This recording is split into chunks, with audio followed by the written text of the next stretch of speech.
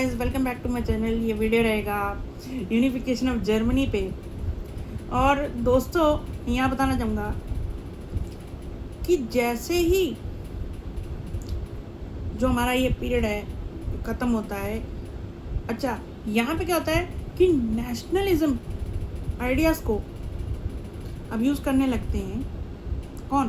Conservative regimes to gain their control over the power. उसके बाद क्या होता है दोस्तों, यहाँ पे मैं बताना चाहूँगा, आप case of making of unification of Germany और इटली से समझ सकते हो how they become the nation states. आगे हम इसी की बात करेंगे। तो क्या होता है कि लिबरल, जो मैं याद भी थोड़ा सा बताता हूँ मैं यहाँ पे, कि 1848 में liberal of revolt of liberals हुआ था।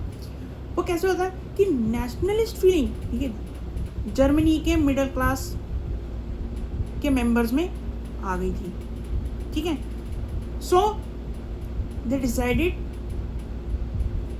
To make a parliament. उन्होंने क्या किया कि ठीक है, नेशनलिस्ट फीलिंग आ गई, उन्होंने कहा let's create a nation state, and now they got an idea of creating a nation state through parliament. लेकिन अब क्या बोलूँगा, it was a failed revolt. Fail क्यों कहा मैंने यहाँ दोस्तों, समझिए।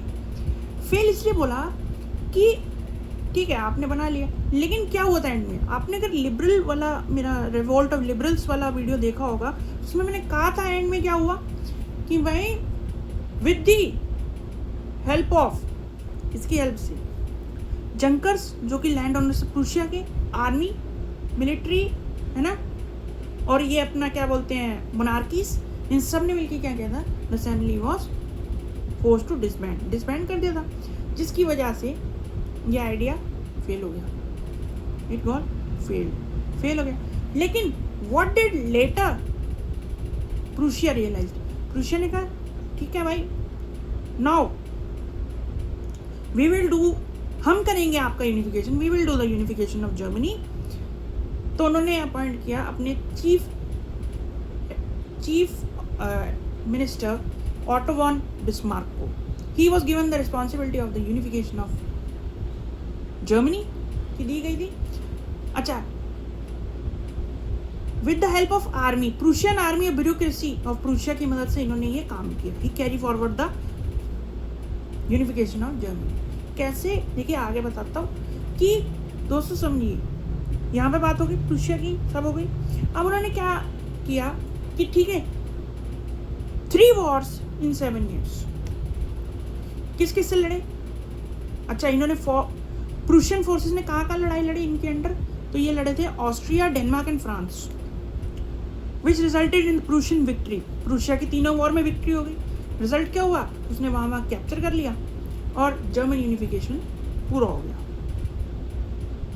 1871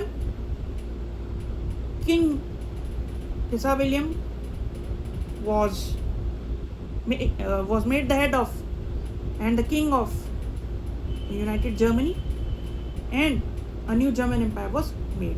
उसके बाद क्या कहते हैं कि 18 जनवरी 1871 को एक मॉर्निंग, कोल्ड मॉर्निंग में असेंबली में बहुत सारे, इट कंप्राइजेज ऑफ प्रिंस खड़े हैं, the German Prince, German representatives, various Prussian ministers खड़े हैं, इंक्लूडिंग ऑटो वॉन बिस्मार्क, जिन्होंने ये काम किया था, उनको बुलाया गया। कहाँ थे वो सारे? In the unheated hall of mirrors. वो कहाँ है? In the palace of Versailles. Versailles कहाँ है? फ्रांस के वर्साइलिस पेरिस में अनहीटेड हॉल ऑफ मिरर्स में खड़े हैं। वहाँ पे क्या होता है? वहाँ पे न्यू जर्मन एम्पायर को प्रोक्लेम किया जाता है। केसार विलियम वन को, जो कि किंग ऑफ प्रूशिया है, उनको जर्मन एम्पायर का किंग बनाया जाता है। अच्छा, कि आगे ये कहते हैं कि प्रूशियन, इस idea of nation building in Germany से हमें आइडिया मिलता है that it shows us the dominance of the Prussian state power. ठीक है, ये दिखाती है। और आप क्या कहते हैं कि the new government under the king, ठीक है, जो बना था केसार विलियम वन, तो उन्होंने क्या किया? उन्होंने कहा कि now we will do the modernization in Germany in 4 areas. 4 area की उन्होंने बात करी। तो बैंकिंग में करेंगे, banking system, currency system, legal system and judicial system, ठीक है, कर देंगे। और क्या करेंगे कि लास्ट में क्या बोला कि the measures, the ideas, the features that the Prussian government implemented, it became a model for rest of the Germany. तो डेट याद रखेंगे बस। यूनिफिकेशन ऑफ जर्मनी कब हुआ था? 1871। यूनिफिकेशन ऑफ इटली कब हुआ था? 1861। याद रखना है, यही है इस टॉपिक में। और कुछ है तो आप देख लीजिए। देखिए वैसे तो पूरा हो गया टॉपिक, तो यही है इस टॉपिक में। Don't forget to share, subscribe and like, comment as well. और तब तक के लिए मेरी तरफ से बाय बाय दोस्तों।